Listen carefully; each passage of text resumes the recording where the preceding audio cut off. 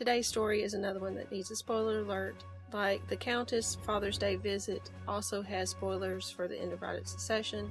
If you haven't read it yet, you haven't finished, and you want to read it without being spoiled, you might want to wait to give this story a listen until after you finish it. If you need a copy of the book, I'll have links below where you can get it. Father's Day Visit by A.B. England. She decided to go to her father's grave to ask his advice. It lay alone in a tiny, forgotten clearing at the foot of the Andreas Mountains. He'd been afforded little more than a criminal's burial, and with as few remains as were found, it looked like the final resting place of a child. Vegetation was just beginning to retake the soil, and she could smell the loamy scent of damp earth as she approached. Chantal stood over the plot and gazed down at the thin marker bearing his name, birth date, and date of death. 45 years of life for such an ambitious man, reduced to a name and 2 dates engraved on the stone, already half covered with wild grasses. Standing there, sweating in the heat until her scalp burned despite the shade of nearby trees and an afternoon breeze, Chantal thought it justice. "Did you know?" she asked aloud.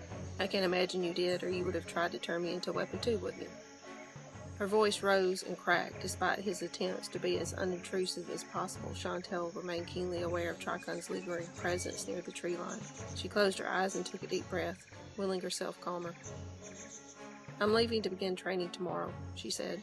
"Without it, I'm dangerous," Chantal scoffed. "You just couldn't leave well enough alone, and I'm a danger to myself and everyone around me because of it." "I've been named your successor, so I'll be training for that too." Chantal shook her head and chuckled without humor. "Thanks for the incredible amount of damage we have to clean up, by the way. That's terrific. The investigators figure you went insane as the retrovirus you injected rewired your brain." She sighed and looked around the clearing. "That's the only reason you have as nice of a grave as you do." Chantal glared at the marker. "After you made me a killer, I'd have dumped your ashes in the fields. At least then you might have done some good." Pain flaring in her fingers and wrist drew Chantal's attention away from her rant. She'd wrapped her fingers around her mother's bracelet until it dug into them at her wrist. Chantal released the gold chain and wrapped her arms around herself. "I didn't come here to rehash your crimes," she murmured. "I'm to become Duchess of Timbar when I come of age."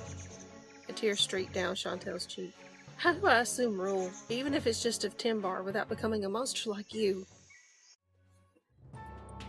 If you enjoyed today's story and would like to see some more stories or articles or find out about my books, you can find more information at abengland.com. Thank you for watching. Please like, share, and subscribe.